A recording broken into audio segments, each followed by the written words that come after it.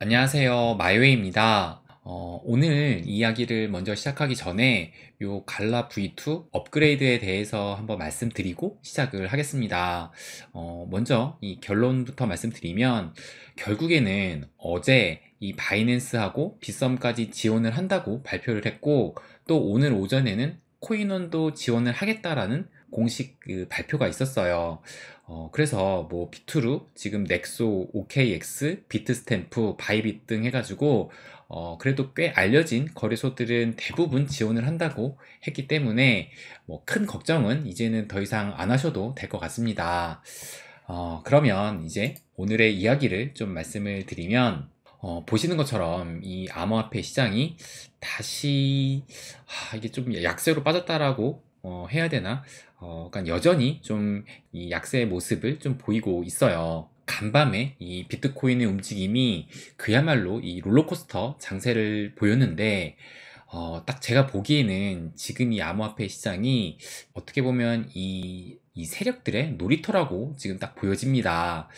그래서 그거에 대해서 말씀드리기 전에 먼저 어제 이 빅 이벤트가 있었기 때문에 그거부터 말씀을 한번 드릴게요. 그래서 여러분도 뭐 아시겠지만 어제 이 CPI 물가지수 발표가 있었습니다. 그래서 보시는 것처럼 이 소비자 물가지수가 예상치가 5.0%였는데 실제로는 4.9%가 발표가 됐어요. 그래서 예상보다 하회를 했는데, 그렇다고 이게 뭐 물가가 지금 떨어지고 있다라고 볼 수는 없는 거거든요. 이 MOM, 이 전월 대비만 봐도 이전 달에는 0.1%였는데 실제로는 0.4%가 나왔기 때문에 오히려 전월 대비해서는 약간의 상승을 했다라고 볼 수가 있는 거예요. 그러니까 여전히 이 인플레이션이 현재 지금 4.9%로 상승 중이긴 하지만 그 상승 폭이 살짝 둔화된 것으로 볼 수가 있는 겁니다. 그래도 일단 이 앞자리가 이 5에서 지금 이제 4로 바뀌었기 때문에 어떻게 보면 이런 심리적인 요인이 좀 크게 부각이 되면서 확실하게 이제 인플레이션이 좀 잡혀가고 있다라는 그런 인상을 좀 심어줄 수도 있을 것 같아요. 그러다 보니까 이 기사를 보시면 이 CPI가 4.9% 상승을 했다라고 하면서 이것이 2년 만에 최소폭의 상승이다라고 이렇게 기사가 나오기도 했습니다. 그래서 어제 이 CPI가 발표가 된 이후로 이걸 또 보시면 이제 다음 달 14일에 있을 이 FOMC 금리 결정에서 보시는 것처럼 현재 금리 이 5.25%의 이 금리 동결이 무려 96%나 전망을 하고 있습니다. 근데 이게 또 한때는 99%까지 올라갔다가 지금은 오히려 살짝 이렇게 떨어진 거예요. 그만큼 이제 다음 달에는 금리 인상을 멈추고 금리 동결로 갈 것이다라는 전망이 많아지고 있다는 얘기인데, 그러다 보니 어제 이 미 증시를 보시면 보시는 것처럼 다우존스 같은 경우는 아주 소폭의 하락을 하긴 했지만 S&P 500 같은 경우는 0.45%의 상승을 보였고, 나스닥은 1% 정도의 다른 지수보다는 좀 큰 폭의 상승을 보였습니다. 그리고 이 빅스 지수도 보시는 것처럼 어제 하루 동안 4%나 또 떨어지면서 다시 이 16포인트대로 하락을 했어요. 그래서 이 히트맵도 보시면 보시는 것처럼 약간 좀 얼룩덜룩하긴 하지만 어제 이 나스닥이 1% 정도 상승을 했잖아요. 그래서 보시는 것처럼 이 빅테크들이 주로 초록색의 이런 상승을 보였다는 것을 알 수가 있고, 특히 이 구글과 이 아마존이 각각 4%, 3% 상승을 하면서 이 두 기업이 어떻게 보면 어제의 주가를 좀 끌어올렸다라는 것을 알 수가 있습니다. 그래서 어제 이 미 증시는 나쁘지 않았다고 볼 수가 있는데, 그런데 이 비트코인 같은 경우가 좀 특이한 움직임을 보였어요. 그래서 이게 지금 1분봉인데 보시는 것처럼 어제 이 9시 반에 CPI가 발표되고 난 이후로 보시는 것처럼 이렇게 이 비트코인도 마찬가지로 상승을 했습니다. 그러다가 이걸 또 보시면 보시는 것처럼 대략적으로 2시가 넘어가는 그 시점에 이런 비교적 꽤 큰 급락이 나왔어요. 그래서 28K까지 올라갔던 이 비트코인 가격이 순간적으로 26.8K까지 급락을 하면서 대략적으로 한 5% 정도의 이런 하락을 보였습니다. 그럼 갑자기 이런 급락이 왜 나왔냐? 뭐 이미 아시는 분들은 아실 테지만 이 기사를 보시면 어제 미국 정부의 월렛에서 이 비트코인이 이동 중이라는 이런 트윗이 올라왔었는데, 근데 이것이 결국에는 루머로 판단이 되면서 처음 이 소식을 전한 그 트윗은 보시는 것처럼 삭제된 상태다라는 것을 알 수가 있어요. 그러니까 어떻게 보면 이런 의도적인 퍼드를 퍼뜨려가지고 가격을 위아래로 흔들고 있다라고 생각이 들기도 합니다. 그리고 이것은 이번이 처음이 아니라 불과 얼마 전에도 발생을 했던 일이에요. 그래서 그때도 말씀드렸지만 이런 일이 지금 왜 발생하고 있느냐, 이것을 한번 보시면 보시는 것처럼 이 현재 거래량을 보면은 이때 2월달, 3월달에 비해서 지금 현재는 현저히 떨어져 있는 수준이에요. 그래서 이 기사도 보시면 이게 5월 11일 오늘 나온 기사인데 보시는 것처럼 4월에 바이낸스 현물 거래량이 50% 가까이 감소했다라고 하면서 현재 이 거래량이 2개월 연속 감소세이고 2021년 이후로도 두 번째로 적은 수준이다라고 이렇게 얘기를 합니다. 그러면서 이 바이낸스의 시장 점유율도 두 달 연속 하락을 했는데 그 하락한 것이 46%라고 해요. 그러다 보니까 이 거래량 2위, 3위인 코인베이스하고 OKX에 비교를 해서도 이 바이낸스의 점유율은 여전히 절대적이라고 합니다. 그러니까 여기 보시는 것처럼 코인베이스가 5%, 마찬가지로 OKX도 5%대의 이런 시장 점유율을 보이고 있고, 그래서 이 바이낸스가 뭐 시장 점유율이 하락세이긴 하지만 그래도 절대적인데 그런 바이낸스의 거래량이 지금 거의 반토막이 났다는 거예요. 그래서 이 바이낸스 뿐만 아니라 중앙화 거래소 모두의 이 4월 현물 거래량은 무려 40%나 감소를 했고 작년 12월 이후로도 가장 적은 수준을 보이고 있다라고 이렇게 얘기를 합니다. 그러니까 지금 이렇게 거래량이 없는 틈을 타서 이런 세력들이 적은 물량으로 이 가격을 흔들 수가 있는 겁니다. 그래서 요 비트코인 구글 트렌드도 보시면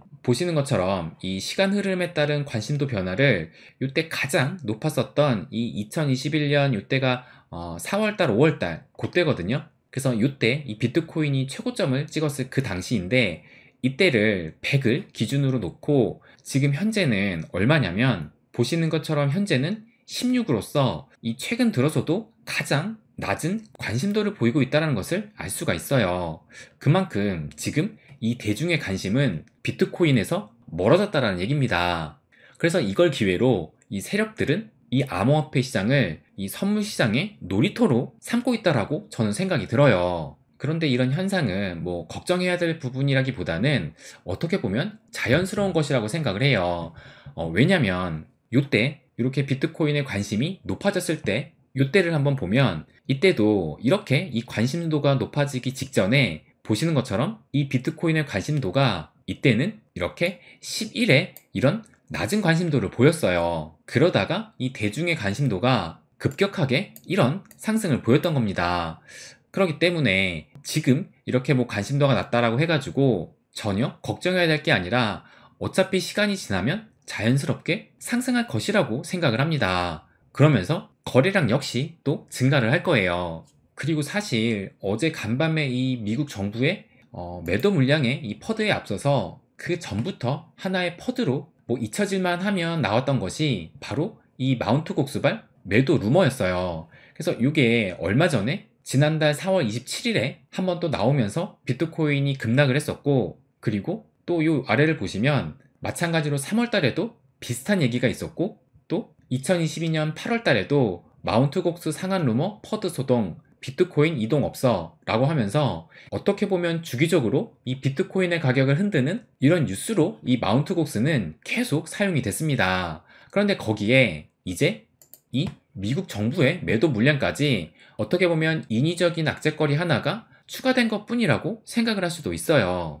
그리고 설사 만약 뭐 마운트 곡스라든지 이 미국 정부의 물량이 매도된다 하더라도 이것이 단기적 관점에서는 매도세로 인해서 가격 하락을 유발할 수는 있겠지만 결국 이 매도가 됐다는 것은 누군가가 반대로 샀다라는 얘기고, 그리고 이 매도의 원인도 이 비트코인의 가치가 훼손돼서 판 것이 아니라 뭐 마운트 곡스나 미 정부 입장에서는 팔 수밖에 없기 때문에 매도를 한 것 뿐입니다. 그렇다면 결국 이 비트코인의 가치가 훼손이 된 것이 아니기 때문에 시간이 지나면 제자리로 찾아간다고 볼 수가 있어요. 그래서 어제와 같은 이런 하락에 쫄아서 같이 매도하는 그런 우를 범해서는 안 되고 오히려 이런 때를 매수의 기회로 삼아야 된다고 생각을 합니다. 그리고 사실 이런 리스크보다 진짜 암호화폐 리스크는 따로 있다라고 생각을 합니다. 그래서 이 기사를 한번 좀 보여드리면, 이게 이제 어제 나왔던 기사인데, 여기 보시면 미국의 농업위원회와 금융서비스위원회가 어젯밤에 암호화폐 규제 관련 합동 청문회를 개최를 했어요. 그래서 이 주제가 뭐였냐면, 디지털 자산의 미래 해가지고 디지털 자산 시장의 규제 격차 가늠이라는 주제로 청문회를 했습니다. 그래서 이 크라켄 거래소의 최고 법률 책임자가 이 청문회에 참석을 해가지고 이 암호화폐의 새로운 목적에 맞는 규칙이 필요하다라는 것을 자신이 설명하겠다고 이렇게 트윗을 올리기도 했어요. 그래서 이 청문회를 통해서 암호화폐 규제에 대한 좀 긍정적인 그런 결과를 만들기 위해서 누군가는 이런 노력을 하고 있다는 얘기인데, 그런데 이 기사를 보시면 미국의 민주당이 합동 청문회 전에 암호화폐는 모두 증권이라는 메모를 돌렸다라고 이렇게 또 기사가 나왔습니다. 그래서 좀 더 자세히 보면 이 미국의 하원 농업위원회 금융서비스위원회 합동 암호화폐 규제 청문회가 열리기 전에 민주당 소속 의원들에게 별도의 메모가 전달이 됐는데, 여기에는 미국의 SEC한테 암호화폐 감독 권한을 부여해야 한다라고 돼 있고, 암호화폐는 또 모두 증권에 해당한다. 그리고 암호화폐 문제는 규제 모호성이 아닌 규제 미준수로 주장을 펼쳐야 한다라는 그런 내용이 담겨 있었다라고 해요. 그러면서 또 이 공화당 의원들이 금융규제 당국의 예산을 삭감하려고 하는 등 투자자 보호에 소홀하다라는 것을 지적을 하고, 공화당 의원들이 친암호화폐 법안이 아닌 부채 한도 상향 법안에 집중하도록 압박할 것을 지시했다라고 이렇게 이런 메모가 적혀 있었다라고 해요. 그러니까 정말 지금 이 암호화폐의 가장 큰 리스크는 바로 이 미국의 민주당이라고 생각이 듭니다. 그리고 또 이 기사를 보시면, 이것도 5월 10일이니까 어제 나온 기사인데, 보시는 것처럼 미 암호화폐 반대파 의원이 미국 암호화폐 분야에서 앞설 필요가 없다라는 이런 기사가 나왔어요. 그래서 이것도 자세히 좀 보면 미국 내 대표적인 암호화폐 반대파로 불리는 브래드 셔먼 하원 의원이, 지금 여기에는 이제 이 정당 소속이 나와 있지 않은데, 이걸 보시면 브래드 셔먼은 여기 보시는 것처럼 민주당이라고 나와 있습니다. 그래서 이 기사를 계속 보면 이 의원이 최근 블룸버그와의 인터뷰에서 미국이 모든 암호화폐를 증권으로 분류하길 바란다라고 하면서 어떻게 비유를 했냐면, 이게 참 황당한데, 페루는 미국에 비해 코카인 생산에 앞서 있고 중국은 미국보다 장기 적출에 앞서 있다라고 하면서, 우리가 이런 것들을 따라갈 필요가 없다. 암호화폐도 마찬가지다. 미국이 굳이 암호화폐 분야에서 앞설 필요가 없다라고 이렇게 얘기를 했습니다. 그러니까 이 암호화폐를 뭐 코카인과 이 장기 적출에 비교를 하면서 미국이 왜 암호화폐 분야에 앞장을 서느냐라는 논리로 말을 한 거예요. 참 이것을 보면서 이게 진짜 이 미국의 정치인이 맞나 라는 생각이 들었는데, 그리고 지금 뭐 모든 암호화폐를 증권으로 분류하라 라는 이런 얘기는 지금 누가 이런 말을 가장 강하게 하고 있는지는 여러분도 잘 아실 겁니다. 이 게리 겐슬러, 이 SEC 위원장인데, 이 게리 겐슬러도 역시 뭐 현재는 정치인이 아니지만 민주당원이라는 것을 알 수가 있어요. 그러니까 정말 이 지금 암호화폐의 최대 리스크는 바로 민주당이라고 생각을 합니다. 그래서 내년이 지금 이 미국 대통령 대선인데, 개인적으로는 이 대선 때 민주당이 아니라 공화당에서 대통령이 나와야 된다고 생각을 해요. 그런데 지금 이 공화당의 유력한 대선 주자가 바로 이 트럼프인데, 근데 이 트럼프가 이 암호화폐에 대해서 그렇게 우호적이진 않습니다. 그래서 여기 보시는 것처럼 이게 2019년도에 올렸던 트윗인데, 자신은 이 비트코인과 다른 암호화폐의 팬이 아니다 라고 얘기를 하면서, 이것은 돈이 아니고 또 그 가치가 매우 변동성이 크고 실체가 없다라는 식으로 얘기를 했어요. 그래서 진짜 이 트럼프가 대통령이 된다 하더라도 좀 불안한 것은 마찬가지인데, 그런데 아직 뭐 공식 대선 주자가 아니기 때문에 또 다른 이 대선 주자를 보면, 이 기사를 보시면 이게 지난달 4월 17일이니까 얼마 전에 나온 기사인데, 트럼프를 직격한 디센티스 해가지고 불붙는 미국 공화당의 대선 경선에서 이렇게 기사가 나왔습니다. 그래서 여기 보시는 것처럼 내년 미국 대선의 공화당 잠재 주자 중 한 명으로 이 미국의 플로리다 주지사인 론 디센티스가 있습니다. 그래서 요 분인데, 이 디센티스가 이 트럼프보다는 암호화폐에 친화적이지 않은가? 라는 생각이 좀 들어요.